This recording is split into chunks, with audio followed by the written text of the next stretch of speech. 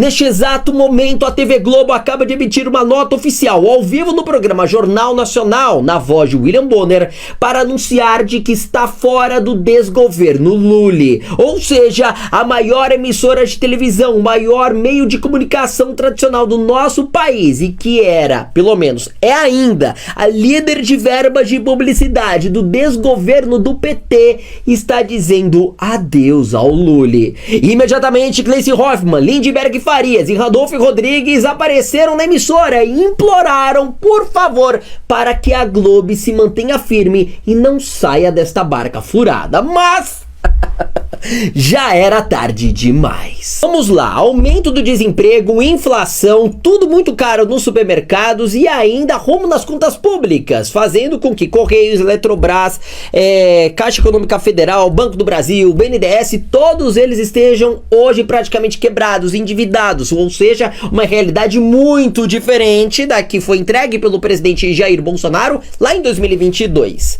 E é claro que o Lula vai tentar fazer o quê? Empurrar ainda mais imposto para você, como é o caso do IOF, agora a taxação dos super ricos, que vai gerar uma reação em cadeia péssima, um efeito dominó, vai fazer com que o povo brasileiro fique ainda mais desempregado, porque esses super ricos, que são donos de grandes empresas, vão levar os seus estabelecimentos comerciais, as suas empresas para fora do país, e vão deixar de gerar emprego e renda aqui no Brasil, né? Pois é.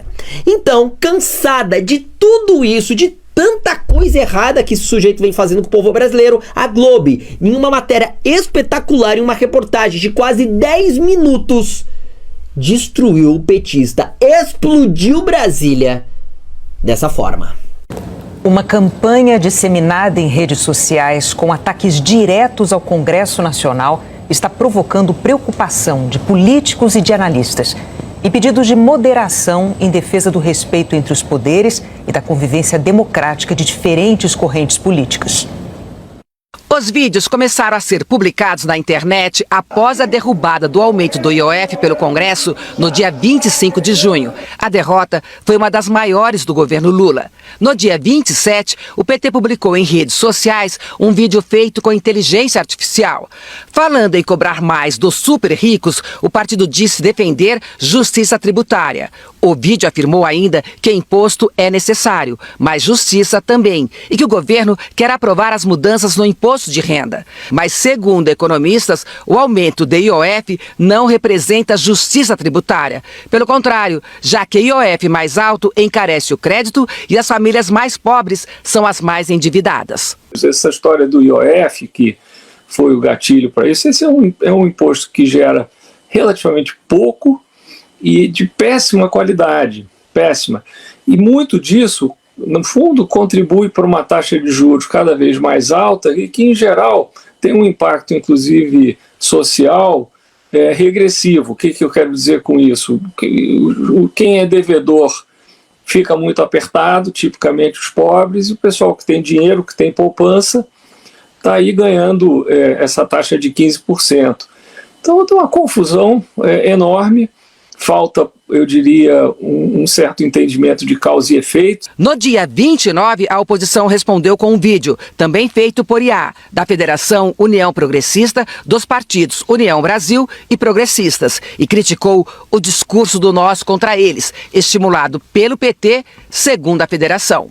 No fim de semana, sem assinatura de nenhum partido, outros vídeos, também produzidos por inteligência artificial, passaram a atacar o Congresso Nacional. Perfis que se apresentam como militantes de esquerda passaram a compartilhar as publicações alegando que os parlamentares seriam inimigos do povo. O presidente da Câmara, Hugo Mota, foi um dos mais atacados. Na segunda-feira, dia 30, o PT divulgou um segundo vídeo do partido, falando em rachar a conta do jeito certo, com super ricos pagando mais. No mesmo dia, numa rede social, o presidente da Câmara, Hugo Mota, reagiu aos ataques, que estariam estimulando uma polarização social. Quem alimenta o nós contra eles acaba governando contra todos. A Câmara dos Deputados, com 383 votos de deputados de esquerda, de direita, decidiu derrubar um aumento de imposto sobre o IOF, um imposto que afeta toda a cadeia econômica. A polarização política no Brasil tem cansado muita gente e agora querem criar a polarização social. O capitão que vê o barco indo em direção ao iceberg e não avisa, não é leal, é cúmplice. E nós avisamos ao governo que essa matéria do IOF teria muita dificuldade de ser aprovada no parlamento. O presidente de qualquer poder não pode servir a um partido, ele tem que servir ao seu país. Ontem, também numa rede social, a ministra de Relações Institucionais e o líder do governo na Câmara pediram à militância que não façam ataques pessoais. Gleice Hoffmann disse que o debate, a divergência, a disputa política fazem parte da democracia, mas nada disso autoriza os ataques pessoais e desqualificados nas redes sociais contra o presidente da Câmara, deputado Hugo Mota, o que repudiou.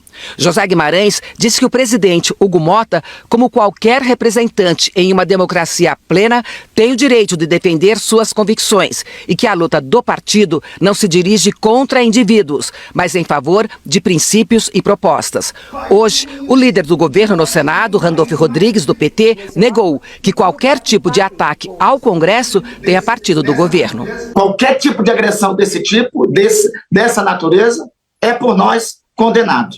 Não tem da parte nossa, da parte do Partido dos Trabalhadores, da parte dos partidos aliados, qualquer intenção de agredir tanto o Congresso quanto os presidentes das casas. O líder da oposição no Senado criticou o presidente Lula e o PT pelas ações. Rogério Marinho, do PL, diz que o governo não assume as suas responsabilidades. Mas há uma diferença entre a intenção e o gesto. Mesmo a mão que afaga, apedreja, né? Então, é o presidente Lula e o PT, né, que vão às redes sociais, né, desancar, desqualificar e transferir responsabilidades do Congresso ao Congresso Nacional, que são suas.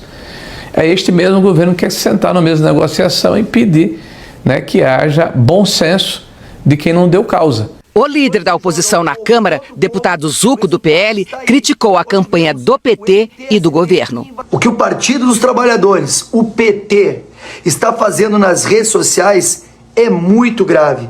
Está usando inteligência artificial, dinheiro público e uma rede profissional de influenciadores está tentando dividir o Brasil entre ricos e pobres, colocando a culpa de tudo em quem produz, investe e gera empregos. Onde vamos parar com essa escalada de radicalismo? O Brasil precisa de paz, de equilíbrio, de responsabilidade e não de um governo que instiga confronto social para tentar impor sua agenda fracassada.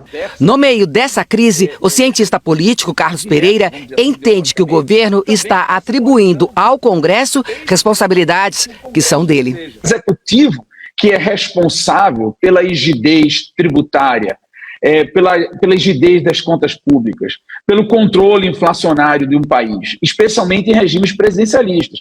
É muito pouco crível que o eleitor mediano responsabilize o legislativo por políticas universais, tipo controle do desemprego, controle inflacionário, controle das contas públicas. Sempre no presidencialismo, é o executivo, para o bem ou para o mal, que será o responsável por essas políticas. Então não adianta o presidente Lula transferir essa responsabilidade e dizer, não, o Congresso é que não está me deixando fazer isso, porque para o eleitor sempre vai perceber o executivo como responsável dessas políticas.